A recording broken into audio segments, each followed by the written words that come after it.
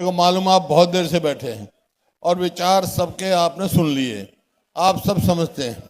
यहाँ कहा गया कि भाई ये पंजाबी सम्मेलन है। पंजाबी तो मैं भी हूँ, जब मैं पैदा हुआ पंजाब में पैदा हुआ था भाई। कोई हरियाणा तो 66 में बना, मैं तो 47 में पैदा हो गया था, उस टाइम पंजाब था।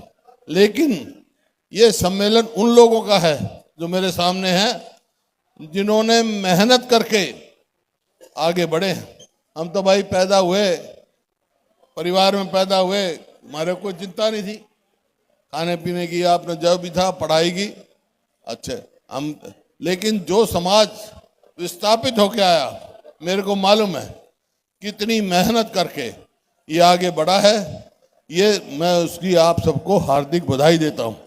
मैं सोच रहा था कि भाई ये समाज जो दुकानदार भी हैं, व्यापारी भी हैं, इतनी प्रगति कैसे करी। उसका एक मुख्य कारण ये भी है कि इन्होंने लोगों से मुनाफा कम कमाया, उनकी खाल कम तारी भाई, सब मतलब कम से कम मुनाफे पे कार्य किया। इस वास्ते समाज परिवार जो व्यापार में बढ़ा, इस बात की मैं आप सबको हार्दिक बधाई देता हूँ। भाई जिस प्रकार से मेहनत हुई, दिन रात मेहनत किया है इस समाज ने, ये छोटी बात नहीं है। मेरे को भी प्रदेश की सेवा का मौका मिला 2005 में, तो मैं कह सकता हूँ 2014 में जब हरियाणा छोड़ा हमने, तो हरियाणा प्रति व्यक्ति आय में, प्रति व्यक्ति निवेश में, नौकरी देने में, कानून व्यवस्था में, खेल खिलाड़ियों में नंबर 1 था। ये सरकारी आंकड़े हैं। लेकिन 9.5 साल के बाद हमारा हरियाणा किस चीज़ में नंबर 1 हो गया भाई? बेरोजगारी में, महंगाई में, अपराध में, और खेल खिलाड़ी को तो आप खुद देख रहे हो कि आप जंतर मंतर में कैसे हमारी पहलवान बेटियों के साथ व्यवहार किया गया, उनको अब तक न्याय नहीं मिला। तो ये जो है बहुत मेहनत से जो हरियाणा जो नंबर 1 हुआ, उसमें इस समाज का, जो समाज मेरे सामने बैठा है, सबसे बड़ा योगदान रहा। मैं इस बात की कहता हूँ, अगर आपने कंधे से कंधा मिलाकर, चाहे मेरे को मौका मिला, चाहे साथियों ने बताया, चाहे राज्यसभा हो, चाहे पब्लिक सर्विस कमीशन हो, चाहे सबॉर्डिनेट सर्विस कमीशन हो, चाहे इंफॉर्मेशन कमीशन हो, जहाँ पे भी मौका मिला मैंने समाज को पूरा मान सम्मान दिया।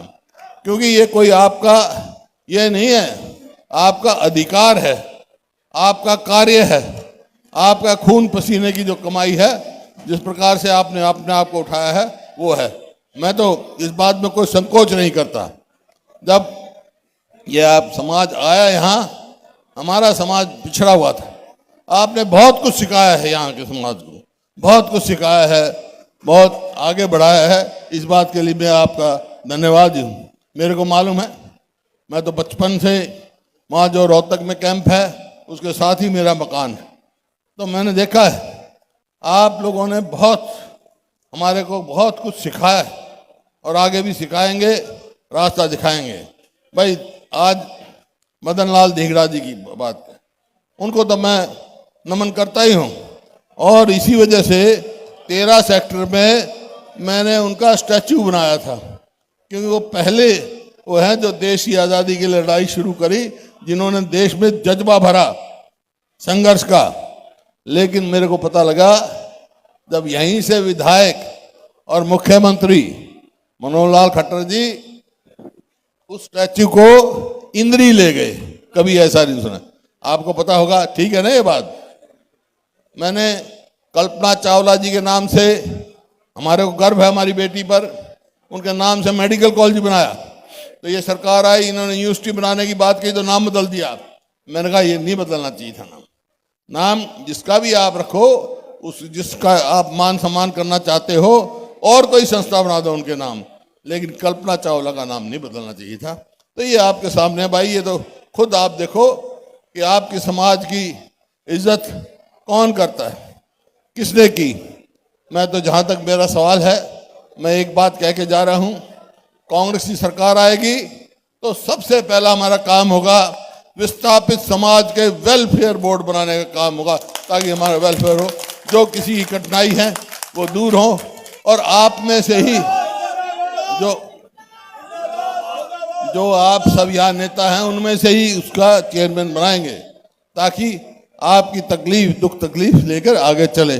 और भी जो समाज की कठिनाइयाँ हैं दिखते हैं, मेरे को मालूम है रीसेटलमेंट हुआ, बहुत सारे लोगों को मिला, बहुत सारे लोग रह भी गए, तो सबका ठीक तरह से रीसेटलमेंट हो, उसके लिए वेलफेयर बोर्ड हम बनाएंगे, ताकि हमारा समाज जिसका इस आज के हरियाणा बनाने में, निर्माण करने में बहुत बड़ा सहयोग है, उसका हम पूरा मान सम्मान करें।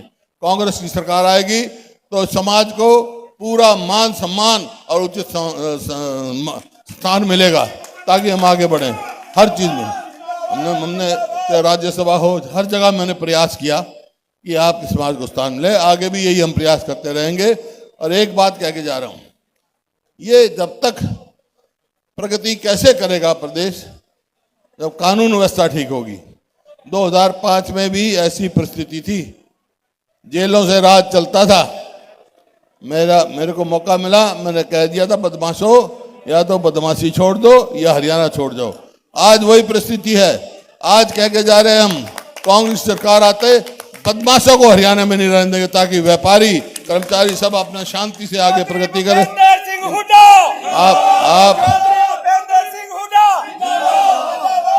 आप इतनी संख्या में आए, मैं सबका आभारी हूँ। अरोड़ा साहब का भी, बत्ता साहब का भी, मेहता साहब का भी, सबका जिन्होंने योगदान दिया।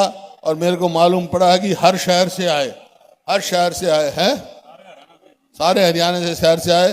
मैं सबका बहुत बहुत आभार व्यक्त करता हूँ और आगे आपको सबको शुभकामनाएं देता हूँ।